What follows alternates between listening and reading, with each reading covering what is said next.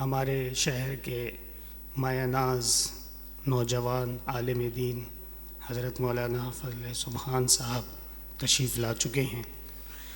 میں ان کا تہہ دل سے مشکور بھی ہوں کہ انہوں نے اپنی مصروفیات میں سے وقت نکالا اور ہمارے جامعہ کے طلباء کی سرپرستی کے لیے تشریف لائے۔ اللہ تعالیٰ ان کی آمد قبول کر لے، اور اب میں حضرت کو دعوت دیتا ہوں کہ آئیں اور آرام تسلی سے طلباء کرام کو واعظ و نصیحت کریں۔ الحمد لله وكفى والصلاة والسلام على من لا نبي بعد. أما بعد فأعوذ بالله من الشيطان الرجيم. بسم الله الرحمن الرحيم. ومن يشاقق الرسول من بعد ما تبين له الهدى ويتبع غير سبيل المؤمنين نوله ما تولى ونصله جهنم وساءت مصيرا.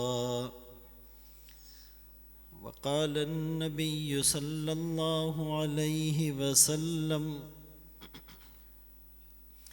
أنا رحمة مهداة بعثت برفع قوم وبخفض آخرين، أو كما قال عليه الصلاة والسلام.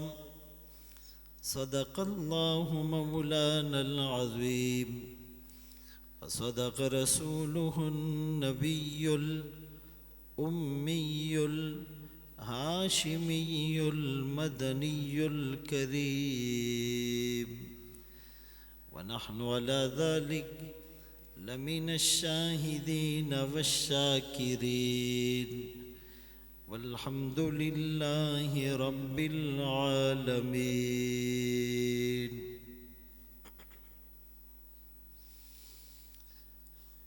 اگر کھو گیا ایک نشیمن تو کیا غم، مکانات آہ و فغاں اور بھی ہیں. اسی روز و شب میں الجھ کر نہ رہ جا، تیرے زمان و مکان اور بھی ہے. انتہائی قابل صد تکریم و تعظیم علماء کرام، اساتذہ کرام، عزیز طلباء اور دینی حمیت اور جذبہ ایمانی سے سرشار دوستوں، بھائیوں، بزرگوں، السلام علیکم ورحمۃ اللہ وبرکاتہ. اس خوبصورت پروگرام اور تقریب میں ہم سب جمع ہیں اور انتہائی مسرت اور خوشی کا موقع ہے. قرآن کریم کی جو آیت کریمہ میں نے آپ کے سامنے تلاوت کی، اللہ فرماتے ہیں کہ جو بھی رسول کی مخالفت کرے گا اور مومنوں کے راستے سے ہٹ کر چلے گا، اسے ہم انہی کے حوالے کر دیں گے، اسی طرف پھیر دیں گے، جہنم میں داخل کریں گے، اور وہ برا ٹھکانہ ہے.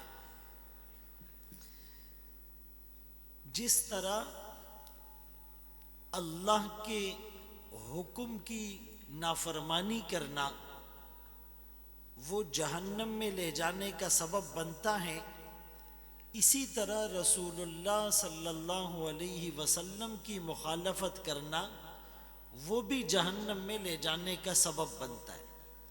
اور اس آیت سے امام شافعی رحمۃ اللہ علیہ نے استدلال کیا ہے کہ اجماع امت کی مخالفت کرنے والا بھی جہنم میں جائے گا.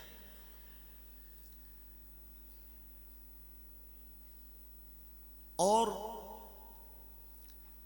کچھ لوگ جو حدیث کا انکار کرتے ہیں اور کہتے ہیں، غلط تاثر دیتے ہیں کہ ہم قرآن کو مانتے ہیں، تو در حقیقت وہ قرآن کے بھی منکر ہیں، اس لیے کہ رسول اللہ صلی اللہ علیہ وسلم کی اطاعت کا حکم تو رب العالمین نے قرآن میں دیا ہے، اطیعوا اللہ و اطیعوا الرسول و اولی الامر منکم، اور وما ینطق عن الہوی ان ہوا الا وحی یوحی، کہ یہ نبی اپنی خواہش سے نہیں بولتے، جو بھی بولتے ہیں وہ وہی بولتے ہیں۔ اسی لیے علماء نے لکھا کہ ایک وحی مطلوب ہے جس کی تلاوت ہو وہ قرآن ہے، ایک وحی غیر مطلوب ہے جس کی تلاوت نہیں ہوتی وہ بھی وہی ہیں، وہ حدیث پاک ہے۔ اور پھر بڑے کینوس کے ساتھ وما آتاکم الرسول فخذوہ وما نہاکم عنہ فانتہوا، جو کچھ تمہیں رسول دے وہ لے لو، اور جس سے تمہیں رسول روکے اس سے رک جاؤ۔ تو رسول اللہ صلی اللہ علیہ وسلم کی اطاعت بھی قرآن اور اللہ کی اطاعت ہے۔ اور فرمائے من یطع الرسول فقد اطاع اللہ، من اطاع الامیر فقد اطاعنی، ومن اطاعنی فقد اطاع اللہ، ومن اطاع اللہ فقد دخل الجنہ۔ اور اجماع امت پر یہ دلیل کہ جو بھی رسول کی مخالفت کرے بعد ہدایت کے واضح ہو جانے کے، یشاقق ایباین، جو مخالفت کرے، ضد اور عناد اور ہٹ درمی پر اتر آئے، اپنی عقل، اپنی لوجک، اپنا فہم، اپنا اوپینین اور اپنی خواہشات کے مطابق جو دین کی تشریح کرے گا، وَيَتَّبِعْ غَيْرَ سَبِيلِ الْمُؤْمِنِينَ، مومنوں کے راستے سے ہٹ کر چلے گا۔ مومنوں سے مراد کیا ہے؟ امام شوکانی رحمت اللہ علیہ فرماتے ہیں کہ یہاں پر عوام کی بات نہیں ہو رہی، لا اعتبار بقول العوام لا وفاقا ولا خلافا لأنهم لیسوا من اہل النظر فی الشرعیات۔ عوام کے کسی بات پر متفق ہونا، عوام کا کسی بات پر مخالفت کرنا، دین میں اس کا اعتبار نہیں، اس لیے کہ ان کو تو شرعیات کا پتہ ہی نہیں، وہ تو اہل فکر اور اہل نظر ہی نہیں ہے۔ یہ جو جمہوریت کی بات ہوتی ہے، میجورٹی کی بات ہوتی ہے، اکثریت کی بات ہوتی ہے کہ چونکہ پارلیمنٹ کے اور قومی اسمبلی کے اور صوبائی اسمبلی کے اتنے لوگوں نے ووٹ دے دیا، کثرت رائے سے بل پاس ہو گیا، آرڈیننس نافذ ہو گیا، ترمیم اور امینڈمنٹ ہو گئی، لہٰذا اس کو جائز قرار دیا جائے، تو ایسی بات نہیں ہے، بلکہ اہل علم کی بات کو معتبر سمجھا جائے گا۔ ایک غلط فہمی جو معاشرے میں رائج ہے، بلکہ اس کو معاشرے میں پروموٹ کیا جاتا ہے کہ بھائی رسول اللہ صلی اللہ علیہ وسلم کو بھی تو صحابہ سے مشورہ لینے کا حکم دیا گیا، آپ نے بھی تو صحابہ سے مشورہ لیا۔ اسلام میں ایک شورائی سسٹم موجود ہے، لہذا علماء بھی اپنی منمانی نہ کریں، عام لوگوں کی رائے کا احترام کرے، یہ غلط تصور پیش کیا جاتا ہے۔ تو اس کا جواب یہ ہے کہ قرآن میں یہ ضرور ہے وَشَاوِرْهُمْ فِي الْأَمْرِ، اے نبی ان صحابہ سے کاموں میں مشورہ لے۔ قرآن میں یہ ضرور ہے وَأَمْرُهُمْ شُورَى بَيْنَهُمْ، صحابہ کے باہمی معاملات مشوروں سے طے ہوتے تھے۔ قرآن میں سورہ شورا کی صورت ضرور موجود ہے، اس سے انکار اور اختلاف نہیں، لیکن اس کا جواب یہ ہے کہ رسول اللہ صلی اللہ علیہ وسلم کو صحابہ سے مشورہ لینے کی ضرورت نہیں تھی۔ مشورہ تو وہ لیتا ہے جس کی رائے میں غلطی کا امکان اور احتمال ہو جس سے بھول چوک ہو سکتی ہو، آقا تو مبرہ ہیں، آقا تو معصوم عن الخطا ہیں۔ وما ينطق عن الهوى ان هو الا وحی یوحی، آقا کی ہر بات تو وہی تھی، لیکن پھر بھی مشورہ لینے کا حکم دیا گیا، تعلیم للامہ، امت کو تعلیم دینا مقصود ہے کہ وہ بھی اپنے باہمی معاملات میں مشورہ لے۔ اور دوسری بات، مشورہ ہر ایک سے لینا ضروری نہیں۔ رسول اللہ صلی اللہ علیہ وسلم اپنے خاص معاملات میں ہر ایک سے مشورہ نہیں لیتے تھے۔ حضرت ابو بکر صدیق، حضرت عمر فاروق، حضرت عثمان ذو النورین، حضرت علی رضی اللہ عنہ، عبد الرحمن بن عوف، ابو عبیدہ بن الجراح، سعد بن ابی وقاص، ان خاص صحابہ سے مشورہ لیا کرتے تھے۔ اور تیسری بات کہ مشورہ عبادات میں نہیں لیتے تھے، انتظامی معاملات میں لیتے تھے۔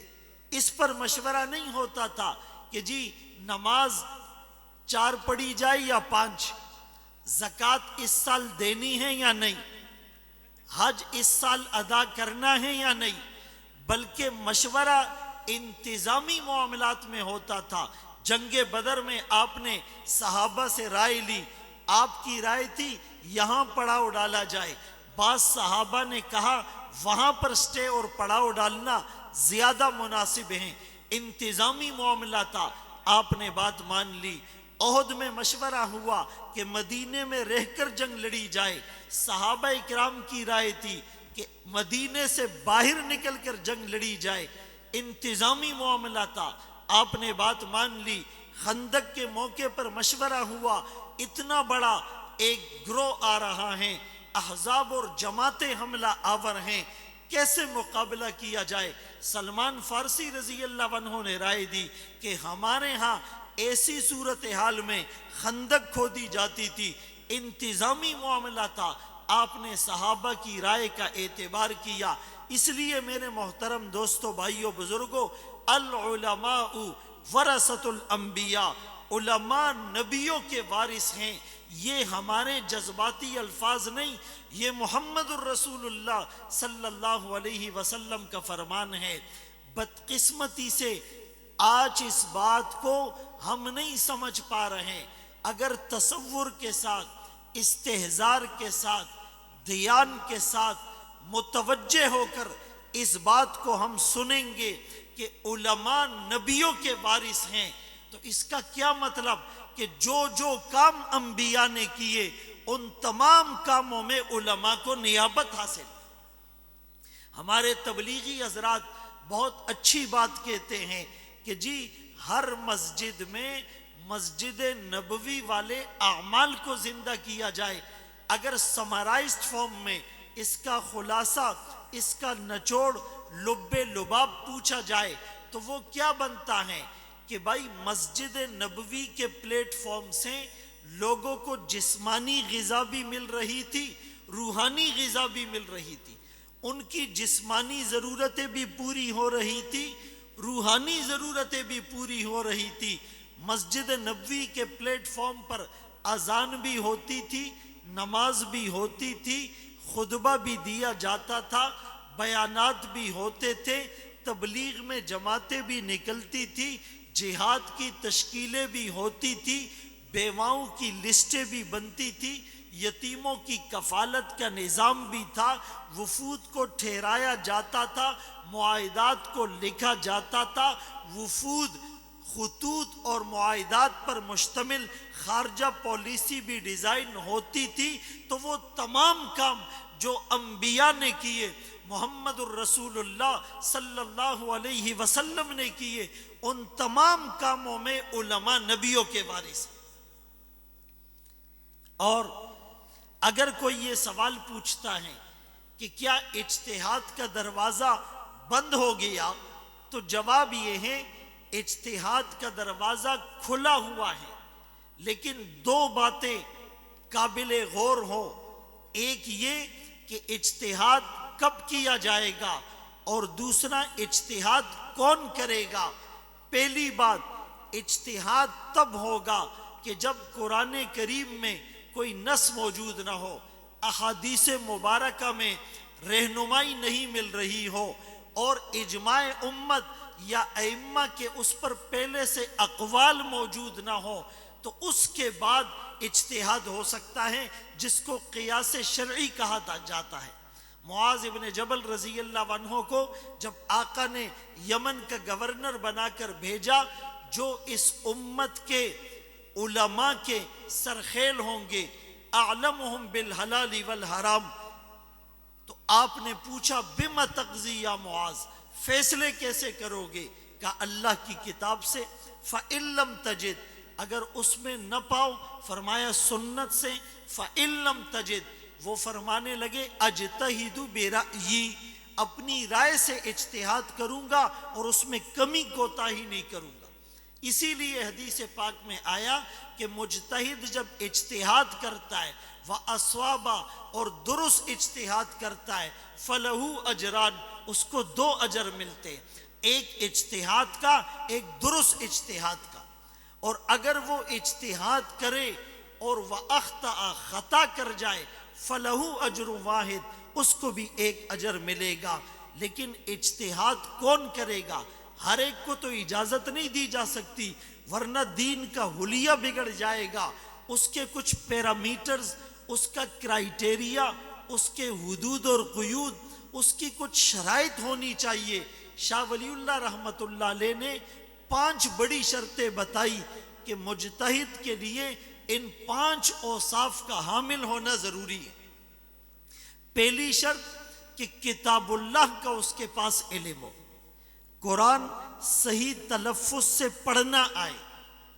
اب یہ جو پہلی شرط ہے نا، جتنے انجینئر اور پلمبر اور پروفیسرز اور موٹیویشنل اسپیکرز ہیں، وہ اسی سے باہر نکل جاتے ہیں، وہ حد فاصل ہیں ان کے لیے۔ وہ تو قرآن صحیح تلفظ سے پڑھ ہی نہیں سکتے۔ وَرَتِّلِ الْقُرْآنَ تَرْتِيلًا، اَيْ جَوِّدِ الْقُرْآنَ تَجْوِيدًا، وَالْأَخْذُ بِالتَّجْوِيدِ حَتْمٌ لَازِمٌ، مَنْ لَمْ يُجَوِّدِ الْقُرْآنَ فَإِنَّهُ آثِمٌ۔ تو کتاب اللہ کا اس کے پاس علم ہو، قرآن صحیح تلفظ سے پڑھتا ہو، قرآن کا ترجمہ آتا ہو، شان نزول صورتوں کا پتہ ہو، صورتوں کے درمیان ربط کا پتہ ہو، محکمات متشابہات کا اس کو پتہ ہو، تو وہ۔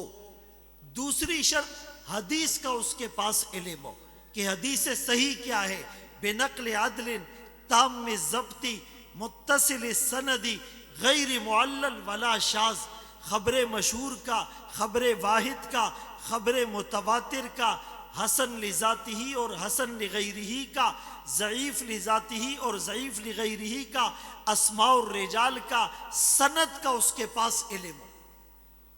اور تیسری شرط کہ اس کو ائمہ کے اقوال معلوم ہو، کسی مسئلے پر ائمہ نے پہلے سے اجماع کر رکھا ہو اور یہ نئی بات لے کر میدان اور مارکیٹ میں آ جائے۔